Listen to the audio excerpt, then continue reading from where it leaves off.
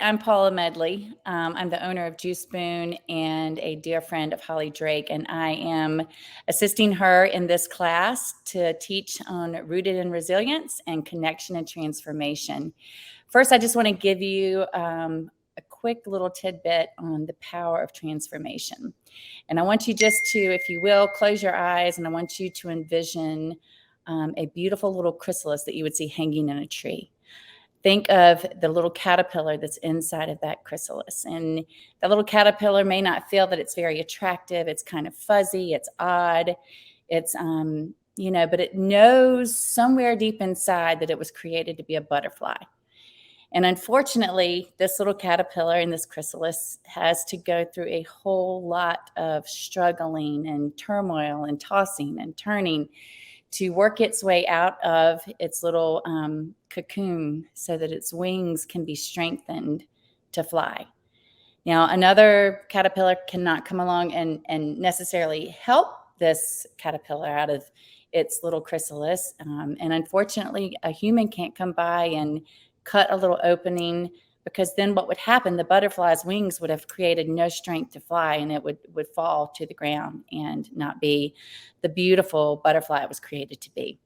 So I guess where I want to start here is just to embrace the beauty that can be found in transformation, and especially transformation that comes from looking to the gifts found in nature, looking to the gifts found from our Creator, looking to the gifts that are found within each and every one of us that is uniquely and beautifully and wonderfully made by an amazing Creator. And so I just wanted to start there to kind of get your mindset in the right place to embrace where we're headed next. So I actually want to start with one of Holly's quotes, and it is, time in nature can be just the adventure that we need to reset, to focus, to heal our bodies, to fill our souls, and restoring a sense of wonder. We can all learn ways to interact when we allow nature to be our classroom. Physician, or as our physician, our playground, and the many gifts given to us by our Creator, they will bring health and well-being. So follow me on this journey, if you will, and we're going to engage all of our senses. So what nature has to offer and personal touch and contact. So I want to talk about 5 things that research, this is, environmental science research, medical research, 5 things that many scientists across the board have discovered that you can benefit from in being out and experiencing spending time in nature. So number 1, and this is all, like I said, this is proven science, you can improve your body's ability to handle stress. You can behave in a more generous way. Generosity within yourself is magnified when you spend time in nature. You have a more positive outlook on life. You become more, number 4 now, you become more alert. And number 5, your body's natural killer cells and killer cell activity can increase. So therefore, there's immune support in spending time in nature. So thinking about those 5 things and thinking about touch, let's talk about the importance of being grounded. When you go outside in nature, when your hands are in the dirt, when your feet are in the soil, when your feet are in the grass, or when you're just sitting on a rock on a mountaintop, your body and your mind are connecting with all of the elements around you in nature. And this is not only relaxing, but it can also be invigorating. There's energy, there's frequency in all of the plants and all things in creation that have life, and some things, there's frequency, there's an actual source of energy that is moving through all of these things. And when we come in contact with that, we are drawing from that energy. And that energy can settle us to a place where we're calm and relaxed. There would be, stress reducing, or it can also invigorate us and heighten some of the natural endorphins within our body. We see frequency that can be in plants and trees around us, And as I talk later on, that's what makes plants so incredibly amazing, not only as a food source, but as medicine. Even moving water, brooks and streams, those have a source of energy that are beneficial to our body. So movement in nature, it creates so much more of a positive outlook on life. Here I've just told you what can happen just in the frequencies that we are able to engage with when we are sitting in nature, when we're moving in nature. And so there was an article that was very interesting in Time magazine. And guys, I encourage you, just kind of anything that you hear me say that you may jot notes on, please yourself go do your own research. And it's so interesting to see all the benefits that can come from just spending time outside in nature. But in Time magazine, there was an article and a few different studies that have shown that spending as little as 20 minutes, just 20 minutes in a park, woods, open trail, or in green spaces makes you happier. So right now with all the different things, you look at, if you're sitting inside your house, you're spending time on some sort of device or in front of a TV, or even if you're just in a book inside, it's not that it's necessarily a bad thing, but you're missing out on so much of the life-giving activity and beauty that's found in the sceneries and the stimulation that's found outside by being in nature. And science has proven that it makes you happier. So, of course, when we feel better, we are lowering our cortisol levels and our stress. So it helps to reduce stress. And what happens when you have a lot of stress in your body, not only is everything getting out of whack and out of balance, but you're also creating a lot of oxidative stress in your cells. Your cells in your body are actually overworked, they're tired, and then they create this cellular waste. And that's when we start to get things like inflammation, infection, sickness, different kinds of illness. That all comes from the oxidative stress that is a result of stress, whether that stress could be from relationship, finances, work. We could go on and on this day and time with the stressors that the world offers us. But what I'm wanting you to do is to counteract that stress by being still in a green, open space, drawing from the frequencies, drawing from the beauty and the scenery that can help to reduce that stress. Another thing that's great about being in nature as well is just the vitamin D that you get from the sun on a sunny day. That in itself is so great for just enhancing your mood, heightening your emotions. It actually is the best source of vitamin D that we can get. And I know that there's concerns with, too much sun, but we're talking here again, just 20, 30 minutes in the morning sun is so beneficial for your overall health. It helps you to feel better emotionally, and it's just like a natural form of an antidepressant, basically.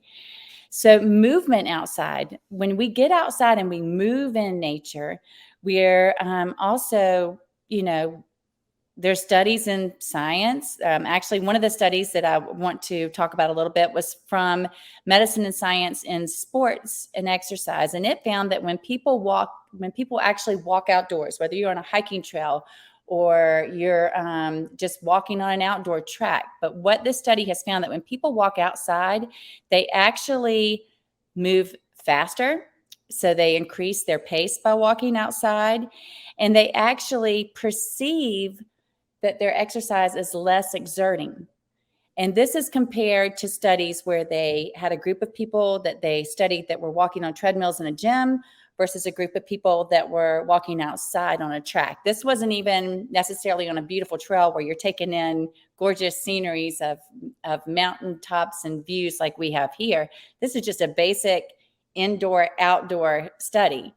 And what they found was somebody was actually exerting more energy, which is therefore burning more calories, which is therefore stimulating those natural endorphins in the brain, and is just heightening all of those positive emotions.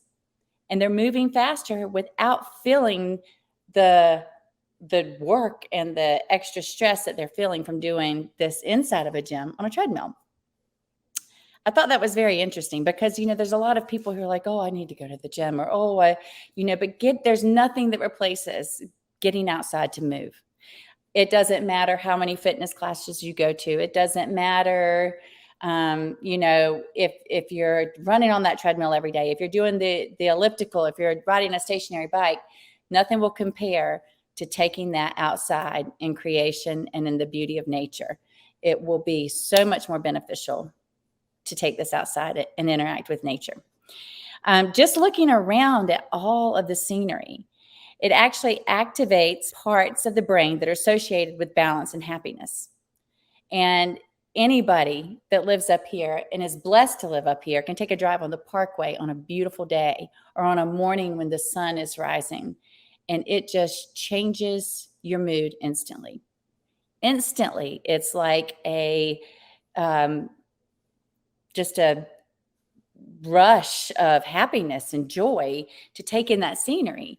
And so just looking around at scenery has been proven on MRI scans here that subjects saw images in the mountains, in the forest, or other landscapes, people maybe in front of the ocean, that actually their anterior cingulate gyrus, I may be butchering the name of that, so we'll just call it the ACG portion of your brain, which is linked to positive outlook on life. That's what that part of the brain does. It helps you to have a positive outlook on life. That it actually is stimulated and increases its activity.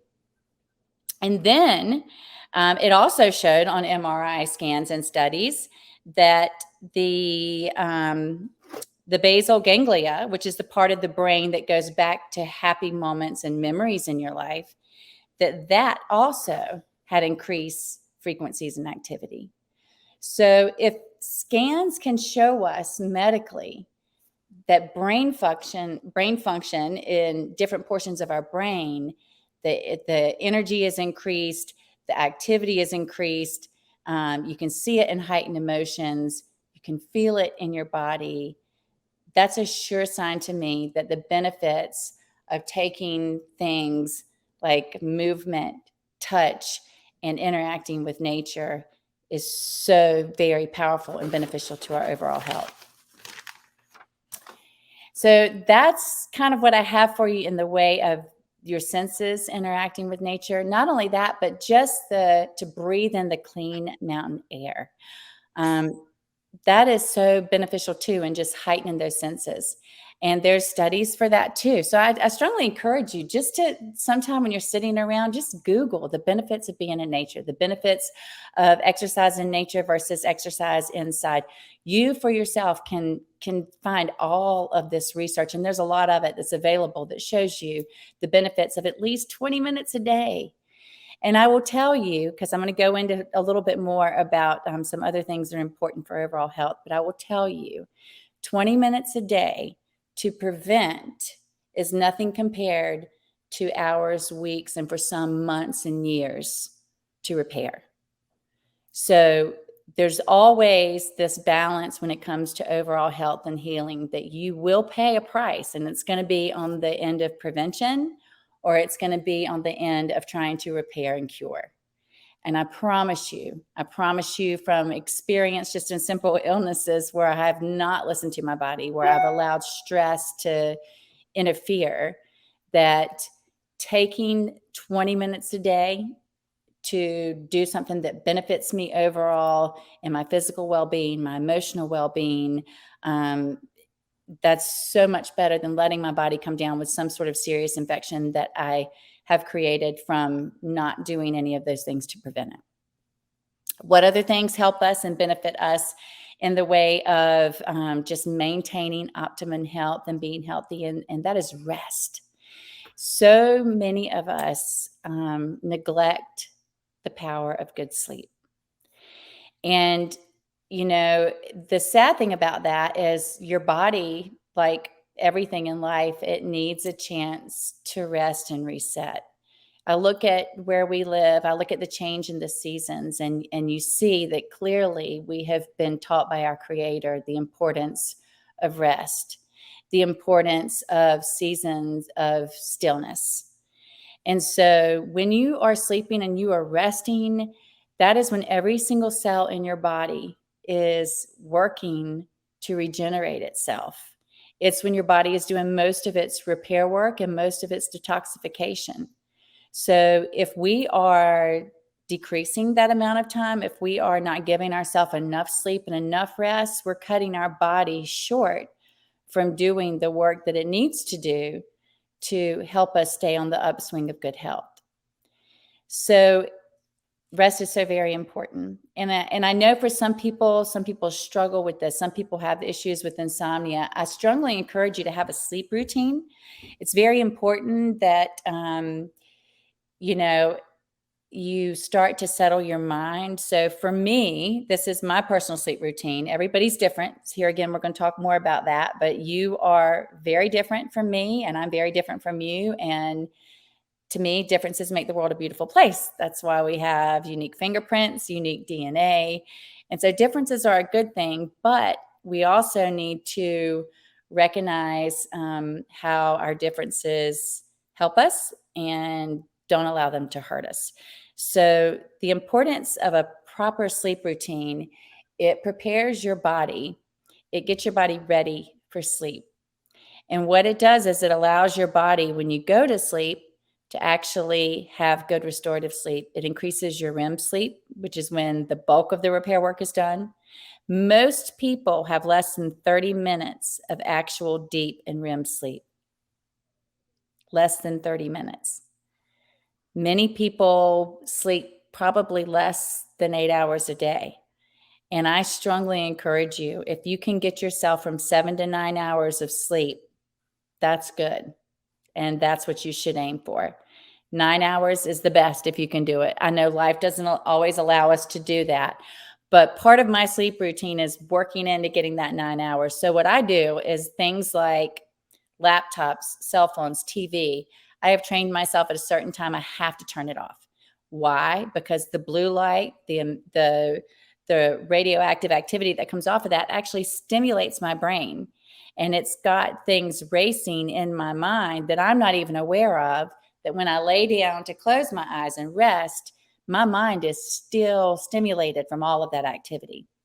So I strongly encourage you at least 30 minutes to an hour prior to when you want to go to sleep, turn off your devices, turn off your TV.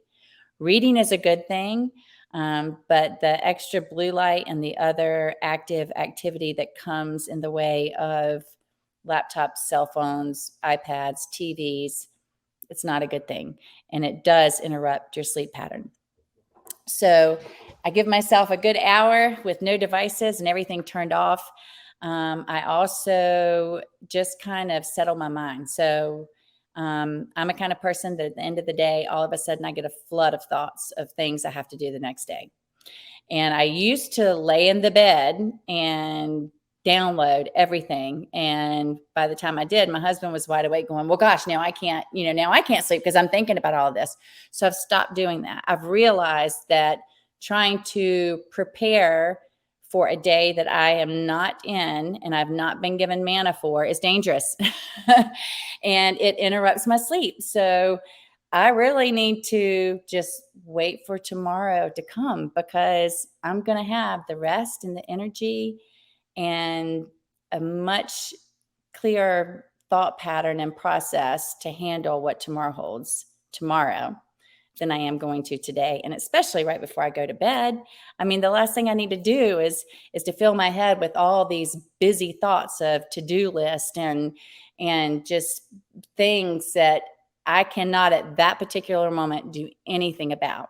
But what it will do is it will interfere with my sleep. So stop worrying about doing to-do lists right before you go to bed. Stop talking and discussing about tomorrow's activities right before you go to bed. It will help your mind to settle so that you sleep better.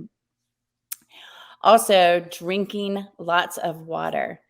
Now, you want to make sure, back to sleep again. Sorry, I might be a little bit all over the place, but I will bring it back in. When you eat dinner is very important.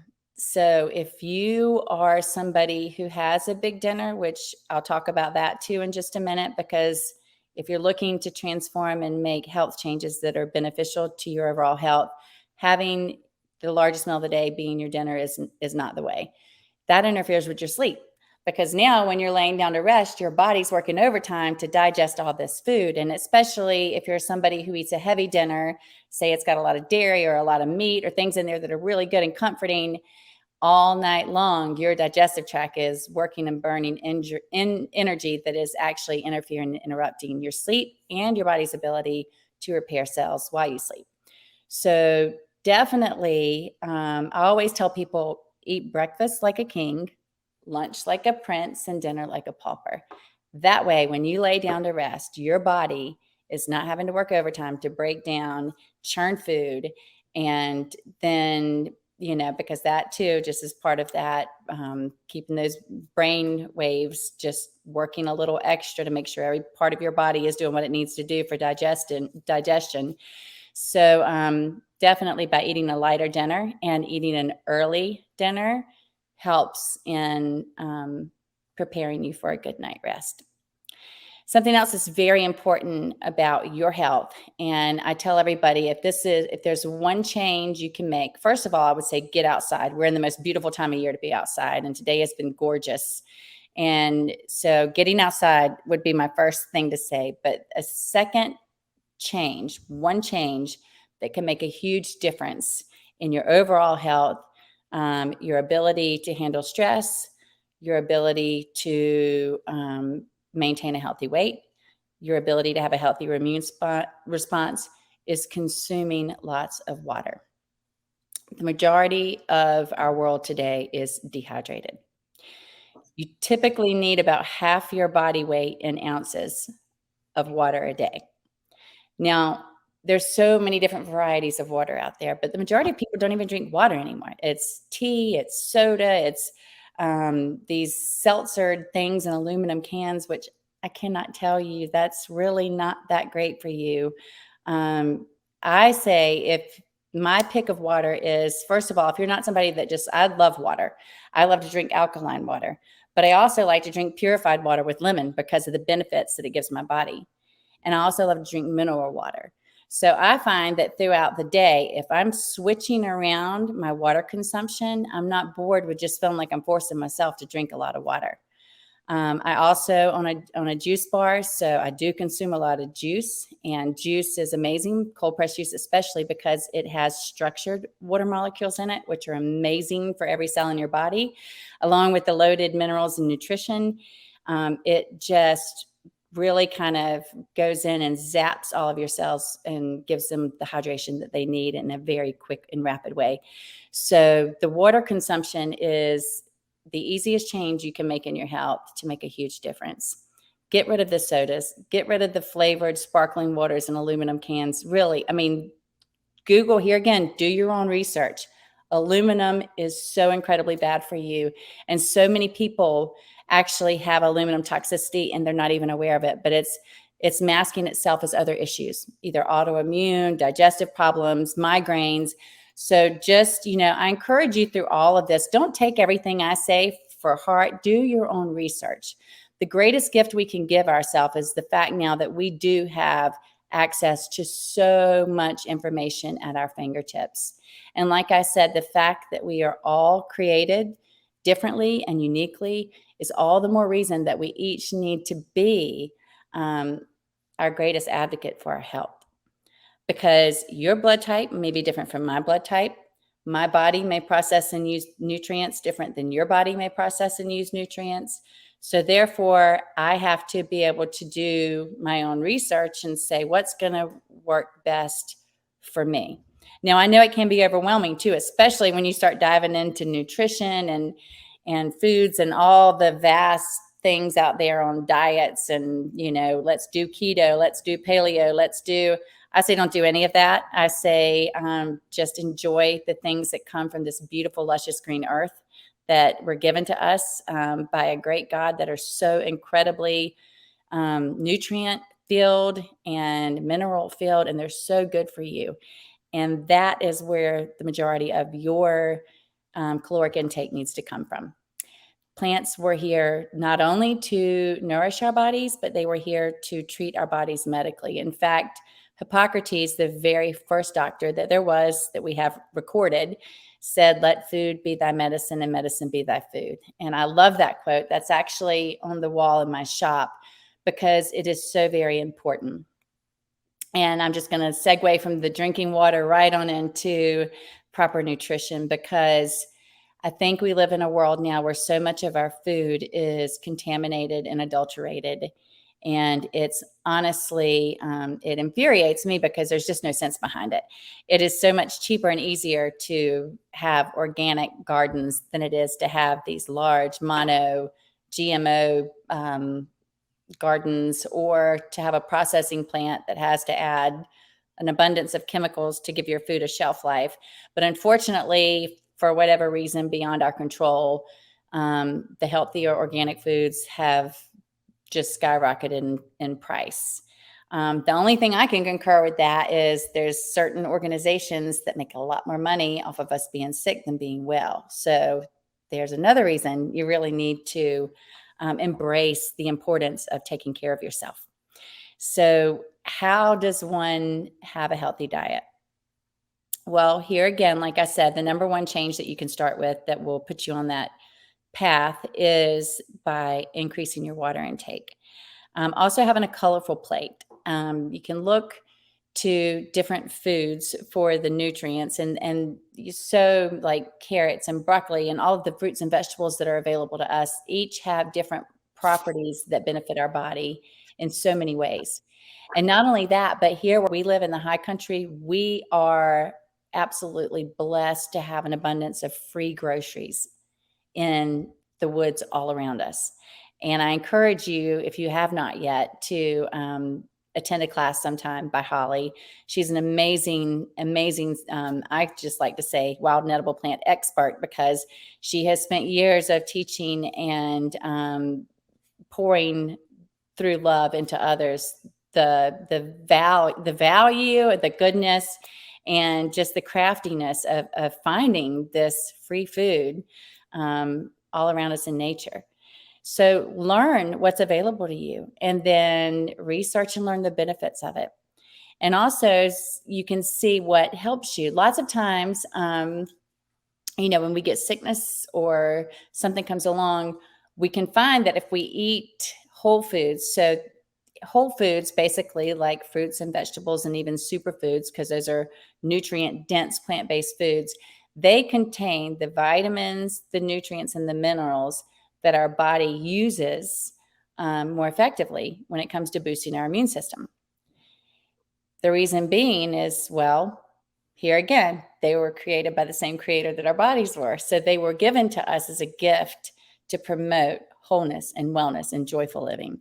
So when we consume diets that are rich in these nutrients, we feel better, we move better, we just function better, and we have a much healthier immune response when things come our way that attack our immune system. So some of the plants that my top favorite that we can find around here where we live are dandelion. Dandelion is that is such a powerful medicinal plant, but it's also a yummy plant. I actually juice dandelion in my store when I can get it from produce vendors, and it's usually in our daily green juice. But there's some amazing studies out there about dandelion and the recent virus that we've all been protecting ourselves from. So I'm going to let you do your research on that one, but it's pretty remarkable. So if you want to learn one very powerful plant that you need to learn to forage, dandelion is that plant. It's amazing. It's great because it's loaded not only with antimicrobial properties, but it's got antibacterial properties. It's loaded with phenolics and flavonoids and antioxidants. I mean, it is just a powerhouse for promoting healing in your body. And it's pretty tasty too. So another one is ramps, and those I think probably are out of season now. I'm not really sure, but they're another thing that is foraged around here that is really yummy. And I've actually had it in every way from a salad to even sliced and diced on top of a pizza. And they're super nourishing for you as well. Mullein has been a lifesaver in my household more times than one for respiratory infections. It makes an amazing tea that just kind of soothes and calms the leaves on it when you dry them. When you forage and dry them out and you make them into a tea, you do have to strain it really well because it's got these little hair type follicles on it, and you can strain it in a coffee filter, or I just strained it in a strainer. But that is so soothing and removes it, the mucus lining in your airways is created with inflammation and respiratory infection. It actually calms and reduces that inflammation rapidly. I mean, faster than a lot of other medicines that are out there. And it calms also the deep cough within your chest. So that's a great plant that's around here that we're blessed to have. And there's several others. I mean, there's elderberry, which is also great for your immune system. And there's several other plants that are edible, like milkweed. I mean, so I really encourage you to dive into one of Holly's classes and learn about just some of the powerful benefits of this free food around us. But I also just encourage you to, when you're thinking about yourself as far as how to feed yourself and your family, but how to feed yourself to make a positive transformation, transformation of the mind, the body, and the spirit. Think of plants first. Plants not only bring the nutrition needed for this transformation, but they also just bring the phytonutrients, the chemicals, the minerals, the good things that we need to promote that healthy living. And then the last thing I want to kind of talk about, well, first of all, I skipped something I wanted to share real quick about supplement versus superfood.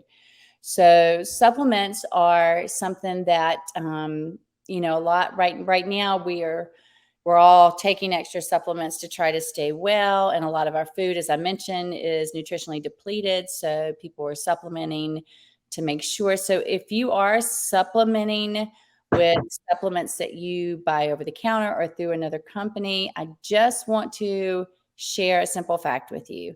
And this is a supplement versus superfood fact here. Here again, you can do your own research on this, but 95% of most supplements are made in a lab through a synthetically derived process. So unless you know the actual company itself, its code of ethic, its practices, unless you see the actual labels on there that show you it's a high quality supplement, you really could be taking something with a lot of fillers that's not that great for you. But here's the neat thing. No supplement will ever compare to the nutritional content of a superfood. Superfoods have much higher nutrient potency. They have this nutrient potency is actually more beneficial and easier for the body to use. So therefore, the body doesn't overload on it. It uses what it needs and it gets rid of what it doesn't. And you notice sometimes, I always tell people when you're taking certain supplements, if you notice an immediate change in the color of your urine, you can tell that there is a lot of filler and additive in that supplement. If you're eating a colorful plate of foods, unless it's a whole lot of beet, honestly, you will not notice a strong coloration change when you just go to urinate. It will be normal or clear if you're drinking a lot of water. And that is a good sign that your body is using the nutrients that it's getting from this superfood, this plant-based food, versus what you were taking in the supplement. So there is no nutrition that will ever fully beat the nutrition that you can get from plant-based nutrients. So there's just a food for thought. So, just be mindful when you're looking to supplement, because first of all, taking a lot of over-the-counter supplements can be harmful. So it's not something I recommend that you would do often unless you're preventing or fighting or treating. And then it's kind of one of those things where you do it for a season, you rest from it, and then you revisit it again. But it's kind of like, we don't always eat this same food every single meal, every single day. And that's how it is with supplements. You need to not, necessarily take every single supplement every single time, every single day. Like I said, it's different if you're working towards fighting or treating something medically, or, an infection or illness. Then you might need this particular supplement every day for a couple of weeks or a few weeks, but you kind of go hand in hand with your superfood, the way that you would your diet, and you will get the nutrients that your body needs, and it will be used better by your body. So the last thing I want to share about here is the importance of your thought process and words, the power of words in general. I think that is so very vital when one is looking for transformation. And why is that? The reason being is words, like things in nature, have frequency. And negative words, just like negative thoughts, are damaging. They actually do more harm than good. And there's so many studies out there that really teach on this. But the way our thoughts go, our body will follow. So if you are somebody who is really just a worrier or buried in negative thoughts, then I strongly encourage you to get into some life-giving, power-giving affirmations, thoughts, and practice those. Renew your mind on those each and every day, because so goes your mind, so goes your body. And if you are feeding your body a bunch of negative thoughts, it's going to eventually be dealing with a lot of added stress. It's going to be out of balance. It's going to have a lot of negative frequencies, which are going to cause more oxidative stress, inflammation, and illness within your body. Every single organ system in your body is affected by your emotions, every single one. And years ago, there was an amazing physician, and I guess he was a pioneer in naturopath, but Dr. Bach, who did fluorescence. And what he found was these frequencies in the plants helped so much with fixing emotions, which then in turn brought healing to various sicknesses and illnesses throughout the body and the organ systems. And I mean, everything from sinus infections to migraines to cancers have been healed through changing our thought process, adding in the frequency of fluorescence, proper nutrition and diet, and then the words we speak and the things that we think over our body. So it's so very important to take those negative thoughts captive, switch them around to something that is positive, life-giving, and good, and keep little Post-it notes in various places that can remind you to do that, because we all have bad days. We all have days where things go wrong, and sometimes it seems like there's days where there's more things that go wrong than right. But you have the power. You have the power to determine where those thoughts are going to go. Because lots of times it is not stress from things that harms our body. It's the stress that we create in our thought process that harms our body. So recognize the power of having good thoughts, thoughts that give life, thoughts that bring joy, and thoughts that can promote healing. So I think I'm going to stop there. It's been wonderful to share all of this with you. And I really hope more than anything else that you will go back to that image of the caterpillar in its little chrysalis and realize that inside is a beautiful butterfly. And even though if it seems like it's a struggle now, when you work your way to come out of that cocoon, your beautiful wings will spread and you will fly. Thank you.